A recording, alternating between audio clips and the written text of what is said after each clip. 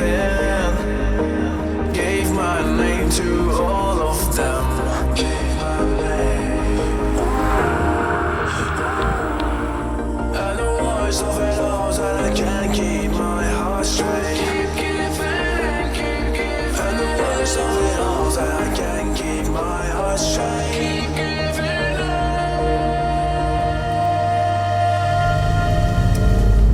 Alright you guys, what is going on? Welcome back to Roads Untraveled. Another video for you guys. We are in a, what year is this? It's a 2001. 2001 Mitsubishi Legnum VR-4. This is Jackson. What's going on, Jackson? Thanks for coming out. And yeah, we're gonna go for a drive. Obviously this is not legal to import in the States, which is really cool, and I know a lot of you guys will like that. And as you said, there's like not a lot of these in BC. Yeah, to the best of my knowledge, I'm the 7th person in BC to have one. That's sick. I mean, I like right when you see it right off the bat, it's a really good looking car. I totally agree. We drove a Stagia last week, like the 2001, 2002 Stagias. And not the greatest looking. And we had a Forester too, the Forester STI, and these are all kind of in the same ballpark. Yeah, very same era of Japanese wagon. Yeah. But this one seems to be a little bit smaller, so that's why I'm very excited to kind of give it a throw down and see what it's all about. And it's definitely modern enough where it's got all-wheel drive. Yep. It's got, I mean, gentleman's agreement, they say the stats are 276 horsepower. They say. But it's a 2.5 liter twin turbo V6. It's probably putting out north of 300. Most likely, yeah. I mean, I would say easily, right? Yeah. We'll see here in a second when we do some polls or whatever, but...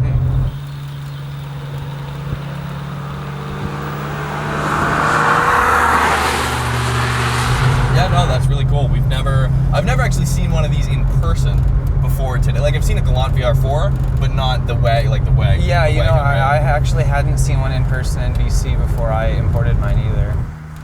Oh, that's awesome. Good choice. I mean, good looking car. It's the right size. It's not too big. And it's got plenty enough power. I mean, 4,000 RPM. You can really, there's like no turbo lag. Yeah, you know, I really like the same way that you're driving it right now. I've been shifting just north of $4,000 kind of thing.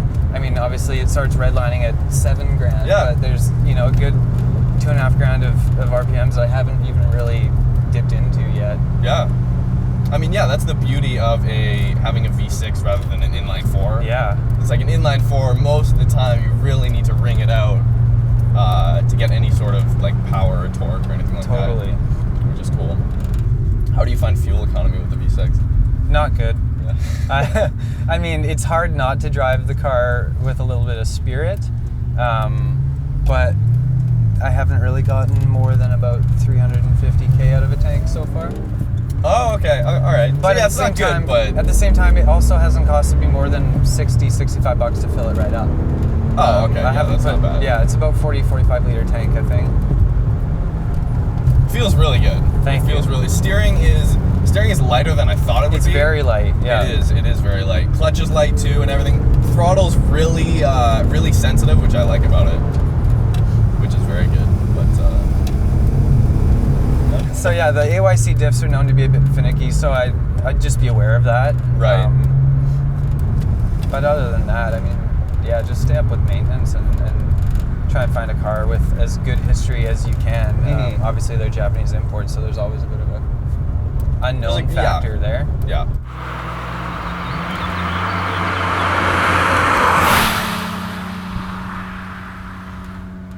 Oh, absolutely. And these are relatively affordable too. They are, very much so. I think I said earlier, I was landed, inspected, and insured for just about $8,000 all in. Wow. Yeah, so our Forester STI was about the same amount, but it has less horsepower. It's probably got about 50 less horsepower than this. Yeah. It's not a 6-cylinder. And it could be said that Subarus would be less reliable than this. Yeah, with the whole flat 4 boxer kind of issues. You won't really know how easy parts are to come across until, you know, something actually happens. Yeah, there's not really been anything too major so far. I mean, I've got like a timing belt and coils on order right now. Yeah. And I had to do the tie rods, and I did the whole front right wheel bearing assembly as soon as it got here because there was a weird sort of noise coming from there. Yeah. And those parts were actually really easy and really affordable to get. Easier and more affordable than anything I ever had to get for my Golf, to be honest. Oh, really? Yeah. This thing's pretty quick. It is. It's not slow. No, it's not slow. This is definitely putting out, I would say, just over 300 at the crank. I think so. And definitely, you know, exhaust, tune, downpipe, whatever, you know, boost controller. This probably has a lot of potential. Mm-hmm.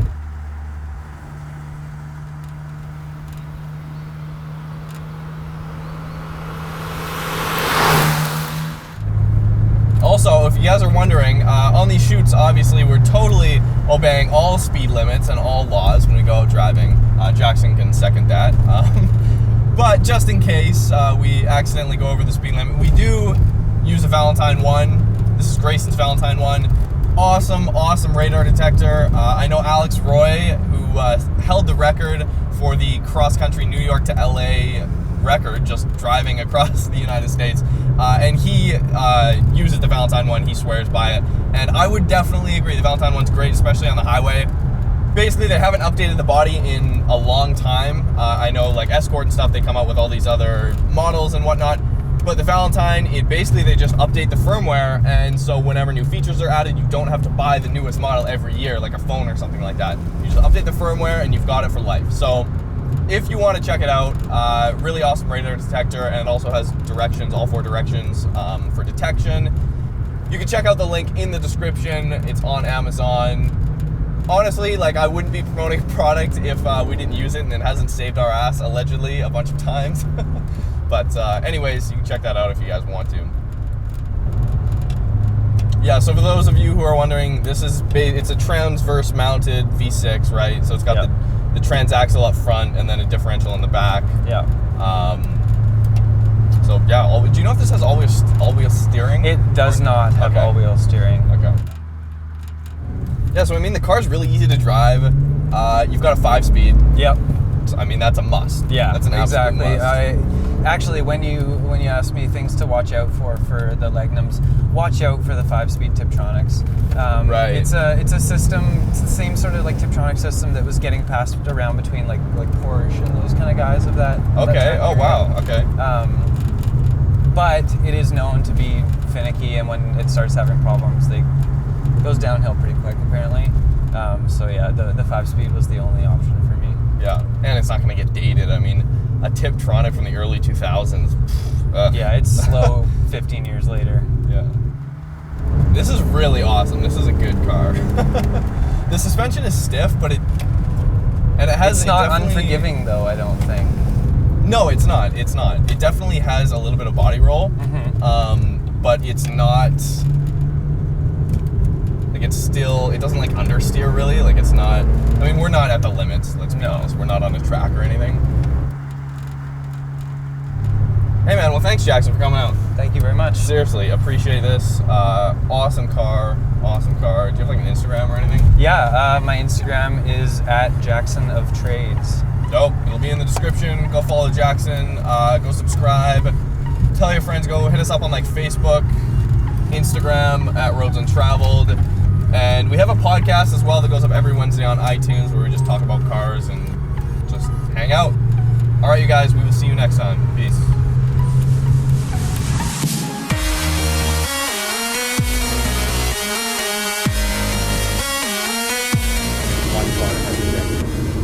And it only ever sold in Japan, and it was only for a few years. Yep. Only for half of its production run it had this engine. Yeah. So it had to happen. That's so crazy. And the good thing is, too, this model also has all-wheel drive. It's got all-wheel steering. Yeah. So it's basically when